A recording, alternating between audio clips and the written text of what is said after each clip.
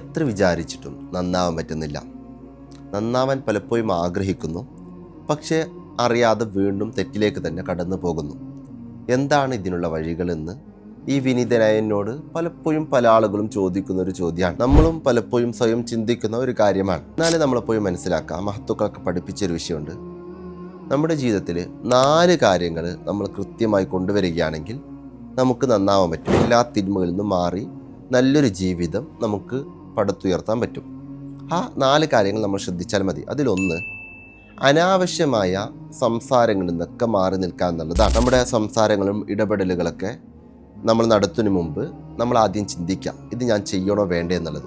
ആവശ്യങ്ങളിൽ മാത്രം ശ്രദ്ധ കേന്ദ്രീകരിക്കാം. രണ്ടാമത്തെ വിഷയം, നമ്മുടെ ഭക്ഷണ ക്രമീകരണം. അത് വളരെ ഇമ്പോർട്ടൻ്റ് ആണ്. അതായത് നമ്മൾ അമിതമായി ഭക്ഷിക്കാതിരിക്കാം.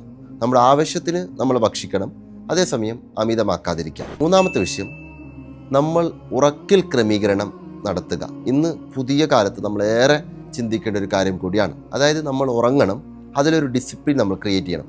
ആവശ്യത്തിന് ഉറങ്ങുക, അമിതമായിട്ട് നമ്മൾ ഉറങ്ങാതിരിക്കുക. നാലാമത്തെ വിഷയം വളരെ പ്രധാനപ്പെട്ടതാണ്. നമ്മുടെ ലൈഫിൽ നമുക്ക് കിട്ടുന്ന ഒഴിവ് സമയങ്ങൾ അത് അള്ളാഹുവിനെ കുറിച്ച് ചിന്തിക്കുക എന്നുള്ളതാണ്. റബ്ബ് നൽകിയ അനുഗ്രഹങ്ങളൊക്കെ പറ്റി ഇങ്ങനെ ചിന്തിക്കുക. അപ്പോൾ മറ്റുള്ളവരെ പറ്റി മോശമാക്കുന്നതും അത്തരം ചിന്തകളിൽ നിന്നും പ്രവർത്തനങ്ങൾക്ക് കംപ്ലീറ്റ് മാറി നിന്ന് നമ്മൾ ഒറ്റൊരു കാര്യം ചിന്തിക്കാം, ഞാൻ ചെയ്തു പോയ തെറ്റുകുറ്റങ്ങളെങ്ങാനും റബ്ബ് പരസ്യപ്പെടുത്തിയിരുന്നെങ്കിൽ ഒരു പക്ഷേ എനിക്കിത്ര അഭിമാനത്തോടെ ജീവിക്കാൻ പറ്റുമായിരുന്നില്ല. ആ റബ്ബ് എത്രമാത്രം അനുഗ്രഹങ്ങളാണ് ഓരോ സമയങ്ങളും നമുക്ക് ചെയ്തുകൊണ്ടിരിക്കുന്നത്.